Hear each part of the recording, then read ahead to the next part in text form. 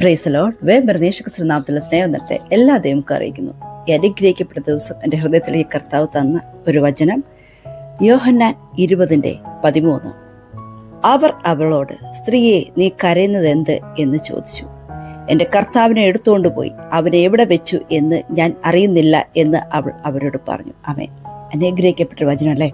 ഈ ഒരു വചനത്തിന്റെ സാരാംശം നമ്മൾ നോക്കുകയാണെങ്കിൽ, കർത്താവിനെ ക്രൂശിച്ച് അദ്ദേഹം മരിച്ച് കല്ലറയ്ക്കൽ അടയ്ക്കപ്പെട്ട് അല്ലെ, കല്ലറയ്ക്കൽ വെച്ചതിന് ശേഷം 3-ാം ദിവസം രാവിലെ മറിയ ആ ഒരു കല്ലറയിലേക്ക് കടന്നുപോവുകയാണ് കർത്താവിനെ കാണുവാനും. അദ്ദേഹത്തിന്റെ ശരീരത്തിൽ സുഗന്ധ തൈലങ്ങളെല്ലാം പൂശി ആ ഒരു സമയത്ത് കൊടുക്കേണ്ട ചടങ്ങുകൾ അല്ലെ, നമുക്ക് അറിയാമല്ലോ, ചില ചടങ്ങുകളൊക്കെ ഉണ്ട് മരണശേഷം ചെയ്യേണ്ടത്.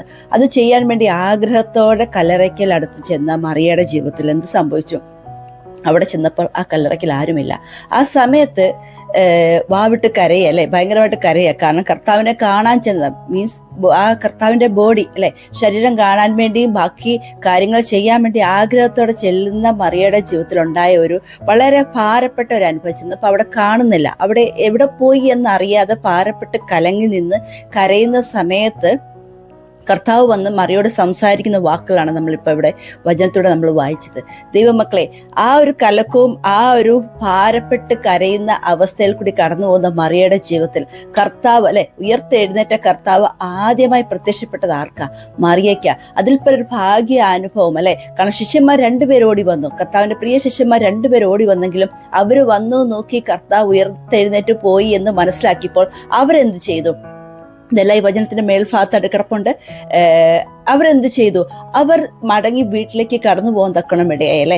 അവർ പോയി. അവരെന്താ വിചാരിച്ച? ഓക്കെ, കർത്താവ് വന്നു, അദ്ദേഹം മരിച്ചു, ഉയർത്തെഴുന്നേറ്റ് പോയി, ഇനി വരില്ല, ഇനി കാണാൻ പറ്റില്ല എന്നുള്ള രീതിയിൽ അവരവരുടെ ഭവനത്തിലേക്ക്, ഹൃദയത്തിൽ ഭാരമുണ്ട്, വിഷമം ഉണ്ടെങ്കിൽ പോലും അവര് തളരാതെ അവരവരുടെ ഭവനത്തിലേക്ക് കടന്നുപോയി. പക്ഷെ മറിയ ആഗ്രഹത്തോടെ വന്ന എന്തിനാ? കർത്താവിനെ കാണാൻ വേണ്ടിയാ.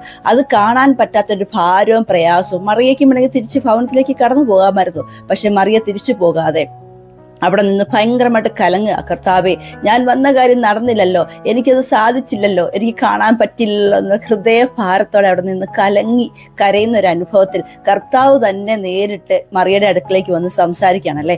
ദൈവമക്കളെ, ഈ ദിവസങ്ങളിൽ ഞാനും നിങ്ങളും ഭാരപ്പെട്ട് കരയുന്ന വിഷയത്തിന്മേൽ പലപ്പോഴും പലരും നമ്മുടെ കൂടെ ഇന്ന് പ്രാർത്ഥിക്കും, നമുക്ക് ആശ്വാസ വാക്കുകൾ തരും അല്ലെ. ചെറിയ കാര്യങ്ങൾ കണ്ടു കഴിഞ്ഞപ്പം അവരെല്ലാം മടങ്ങി അവരവരുടെ ഭാഗങ്ങളിലേക്ക്, അവരവരുടെ ജോലി മേഖലയിലേക്ക് അല്ലെങ്കിൽ അവരവരുടെ ബിസിയിലേക്ക് കടന്നു പോകും. പക്ഷേ ദൈവമക്കളെ, എന്റെയും നിങ്ങളുടെ ജീവിതത്തിൽ ഒരു കലക്കമുണ്ട്.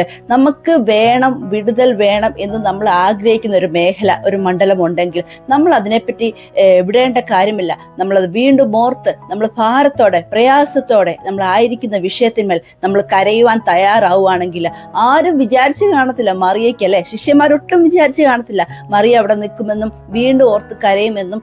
ആ മറിയയുടെ മുന്നിൽ കർത്താവ്, ഉയർത്തെഴുന്നേറ്റ കർത്താവ് ഫസ്റ്റ് വെളിപ്പെട്ടതല്ലേ എന്ന് ആലോചിച്ച് നോക്കി. അതിപ്പോ അതൊരു ഭാഗ്യ അനുഭവം. ശിഷ്യന്മാര് പോലും കരുതി കാണത്തില്ല. ദൈവമക്കളെ, കരയുന്ന എന്റെയും നിങ്ങളുടെ ജീവിതത്തിൽ കർത്താവ് ഇങ്ങനെ അത്ഭുതകരമായി ഒരു മനുഷ്യന്റെ ഹൃദയത്തിൽ ചിന്തിക്കാത്ത അനുഗ്രഹിക്കപ്പെട്ട മറുപടിയുമായിട്ട് വരിക തന്നെ ചെയ്യും. ഒരു മനുഷ്യന്റെ ഹൃദയത്തിൽ കടന്നു പോകാത്ത, ചിന്തിക്കാതെ അയ്യോ ഇതെങ്ങനെ സംഭവിച്ചു, ആ മറുപടി നമ്മുടെ ജീവിതത്തിൽ കിട്ടിക്കഴിഞ്ഞു കഴിയുമ്പോൾ കേൾക്കുന്നവരും കാണുന്നവരും പറയും, അത്ഭുതകരമായ മറുപടി, എങ്ങനെ കിട്ടി ഇത്, ഭയങ്കര ഭാഗ്യമായിട്ടോ എന്ന് പറഞ്ഞ്, അല്ലെ ദൈവകൃപയാട്ടോ, ദൈവത്തിന്റെ കൃപ കൊണ്ട് മാത്രമാ നീ അനുഗ്രഹിക്കപ്പെട്ടത്, നിന്റെ കുടുംബം അനുഗ്രഹിക്കപ്പെട്ടത്. ഇത്ര അനുഗ്രഹിക്കപ്പെട്ട ഒരു ഭാഗ്യം, ഒരു ജോലിയാട്ടെ, ഒരു ഭൗതിക മേഖലയാട്ടെ, അല്ലെങ്കിൽ ആത്മീയ നന്മയാട്ടെ, എന്തായാലും നിന്റെ ജീവിതത്തിൽ ലഭിച്ചത് കർത്താവിന്റെ കൃപയൊന്നും മാത്രമാ. കർത്താവ് നിനക്ക് ആർക്കും കൊടുക്കാത്ത പ്രഷ്യസ് ആയിട്ടുള്ള കാര്യം, ഗിഫ്റ്റ് തന്നു എന്ന് പറഞ്ഞ് സാക്ഷ്യം പറഞ്ഞുള്ളവർക്ക് എന്റെയും നിങ്ങളുടെ ജീവിതത്തിൽ കർത്താവ് പ്രവർത്തിക്കുക തന്നെ ചെയ്യും.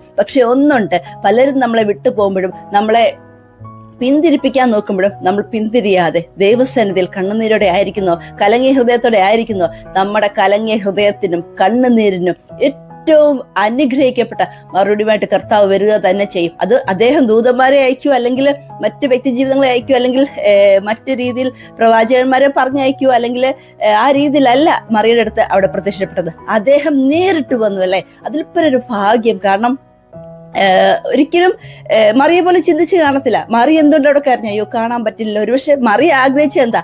അദ്ദേഹത്തിന്റെ ജീവനില്ലാത്ത ശരീരമാണ് മറി ആഗ്രഹിച്ചല്ലേ. എനിക്ക് അതെങ്കിലും ഒന്നും കാണാൻ പറ്റിയിരുന്നെങ്കിൽ, എനിക്ക് അതിനെങ്കിലും ഒന്ന് ശുശ്രൂഷിച്ച് ആ കൊടുക്കേണ്ട എല്ലാ രീതികളും, എല്ലാ ആ ഒരു തൈലം പൂശി ആ ഒരു ചടങ്ങുകൾ അല്ലെ, ആ ഒരു ചടങ്ങുകൾ അന്നത്തെ കാലത്ത് ഉണ്ടായത്, ആ ബോഡിക്ക് കൊടുക്കേണ്ട ചടങ്ങുകൾ ചെയ്യണമെന്ന് മാത്രമാണ് മറിയ ആഗ്രഹിച്ചത്. പക്ഷെ ജീവനുള്ള ദൈവം ഉയർത്തെഴുന്നേറ്റ് അവളുടെ മുന്നിൽ നിൽക്കുന്ന ഒരു ഭാഗ്യകരമായ ഒരു അനുഭവം, ആ ഒരു ദർശനം അല്ലെ, അത് നമുക്കൊന്ന് എക്സ്പ്ലെയിൻ ചെയ്യാൻ, ഒരു മനുഷ്യന്റെ ഒരു വായ കൊണ്ട് എക്സ്പ്ലെയിൻ ചെയ്യാൻ പറ്റാത്ത ഒരു ഭാഗ്യകരമായ അനുഭവം അവരുടെ ജീവിതത്തിൽ നടന്നുവെങ്കിൽ, ദൈവമക്കളെ, കരയുന്ന എന്റെയും നിങ്ങളുടെയും നമ്മൾ കണ്ണുനീരുടെ ഉപവസിച്ച് പ്രാർത്ഥിച്ചുകൊണ്ടിരിക്കുന്ന വിഷയത്തിന്മേൽ കർത്താവ് ജീവനുള്ള ദൈവം എഴുന്നേറ്റ് നിന്ന് നമുക്ക് വേണ്ടി പ്രവർത്തിക്കും. കർത്താവ് നമ്മുടെ ജീവിതത്തിൽ ദർശനങ്ങൾ തരും, കൃപാവരങ്ങൾ തരും, അനുഗ്രഹങ്ങൾ തരും.